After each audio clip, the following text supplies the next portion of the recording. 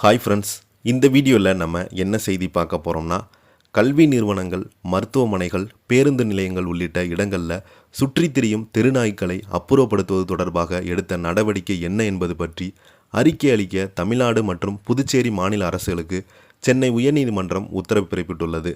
இந்த செய்தி பார்த்தீங்கன்னா சோசியல் மீடியாவில் வெளியாகி அதிர்ச்சியை ஏற்படுத்தியிருக்கிறது.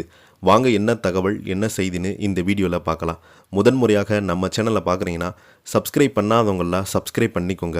பெல் பட்டன் சிம்பல் அமைக்கி நம்ம சேனலோட நோட்டிஃபிகேஷனை எனபிள் பண்ணிக்கோங்க. நாங்கள் போடுற வீடியோ எல்லாமே உங்களுக்கு உடனுக்குடனே வந்து சேரும். வாங்க என்ன தகவல்னு பார்க்கலாம்.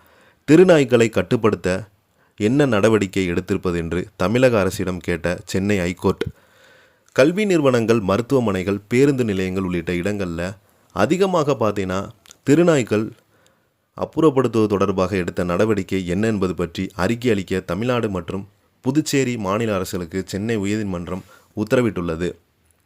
தெருநாய்களிடமிருந்து பொதுமக்களை பாதுகாப்புக்கு தொடர்பான வழக்கை விசாரித்த உச்சநீதிமன்றம் 3 நீதிபதிகள் அடங்கிய அமர்வு தமிழ்நாட்டில் 2026ஆம் ஆண்டு 4 மாத காலத்தில் 2,63,000 பேரை தெருநாய்க்கள் கடித்துள்ளதாகவும் 17 பேர் இறந்துள்ளதாகவும் செய்திகள் வெளியாகியுள்ளதை சுட்டிக்காட்டியுள்ளார். கல்வி நிறுவனங்கள், மருத்துவமனைகள், பேருந்து நிலையங்கள், ரயில் நிலையங்கள் போன்ற பொது இடங்களில் கருத்தடை செய்வதற்காக பிடிக்கப்படும் நாய்களை மீண்டும் அதே பகுதியில் விடாமல் பராமரிப்பு மையங்களில் அனுப்ப வேண்டுமென உத்தரவிடப்பட்டுள்ளது. இந்த உத்தரவுகளை அமல்படுத்தும் வகையில் அனைத்து உயர்நீதிமன்றம் தாமாக முன்வந்து வழக்குகளை விசாரணையை எடுத்து கண்காணிக்கவும் உத்தரவிட்டிருந்தது. அதன் அடிப்படையில் சென்னை உயர்நீதிமன்றம் தாமதமாக முன்வந்து விசாரணைக்கு எடுத்த வழக்கு தலைமை நீதிபதி சுத்ரா அரவிந்த் தர்மாதிரி மற்றும் நீதிபதி அருள்முருகன் அமர்வில் விசாரணைக்கு வந்தது.